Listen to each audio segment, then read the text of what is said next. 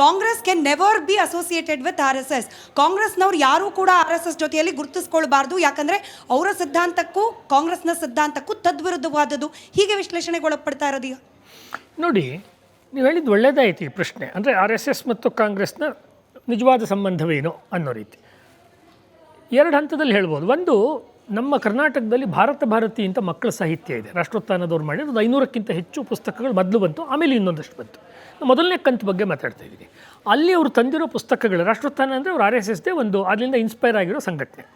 ಅವರು ಗಾಂಧೀಜಿಯವ್ರ ಮೇಲೆ ಪುಸ್ತಕ ತರ್ತಾರೆ, ಲಾಲ್ ಬಹದ್ದೂರ್ ಶಾಸ್ತ್ರಿಯವರು, ನೆಹರು ಅವರು, ಜವಾಹರ್ಲಾಲ್ ನೆಹರು ಅವರು, ಅವ್ರ ತಂದೆ ಮೋತಿಲಾಲ್ ನೆಹರು, ಕಮಲಾ ನೆಹರು, ಸರೋಜಿನಿ ನಾಯ್ಡು, ನೀವು ಕೌಂಟ್ ಮಾಡ್ತಾ ಹೋಗಿ. ಕಾಂಗ್ರೆಸ್ನಲ್ಲಿ ಯಾರ್ಯಾರು ಇದ್ದರು, ಕೊನೆ ತನಕ ಕಾಂಗ್ರೆಸ್ನಲ್ಲಿ ಯಾರ್ಯಾರಿದ್ದರು, ಗೋವಿಂದ್ ವಲ್ಲಭ ಪಂತ್, ಡಾಕ್ಟರ್ ಸಂಪೂರ್ಣಾನಂದ, ಅವರೆಲ್ಲರೂ ಕೂಡ ಕಾಂಗ್ರೆಸ್ನಲ್ಲಿ ಉತ್ತರ ಪ್ರದೇಶದಲ್ಲಿ ಮುಖ್ಯಮಂತ್ರಿಗಳಾಗಿ ಯಾಕೆ ತಂದರು ಅಂದರೆ, ಮಕ್ಕಳ ಕೈಗೆ ಹೋಗಬೇಕಾದ್ರೆ ಅವರು ಕ್ರಾಂತಿ ಮಾರ್ಗದಲ್ಲಿ ಸ್ವಾತಂತ್ರ್ಯ ಹೋರಾಟ ಮಾಡಿರಲಿ, ಅಹಿಂಸಾ ಮಾರ್ಗದಲ್ಲಿ ಮಾಡಿರಲಿ, ಅಥವಾ ಇನ್ನೊಂದು ಕಲೆಯ ರೂಪದಲ್ಲಿ ಆನಂದ್ ಕುಮಾರಸ್ವಾಮಿ, ನಂದಲಾಲ್ ಬೋಸ್ ಕಲೆಯ ರೂಪದಲ್ಲಿ ಮಾಡಿರಲಿ,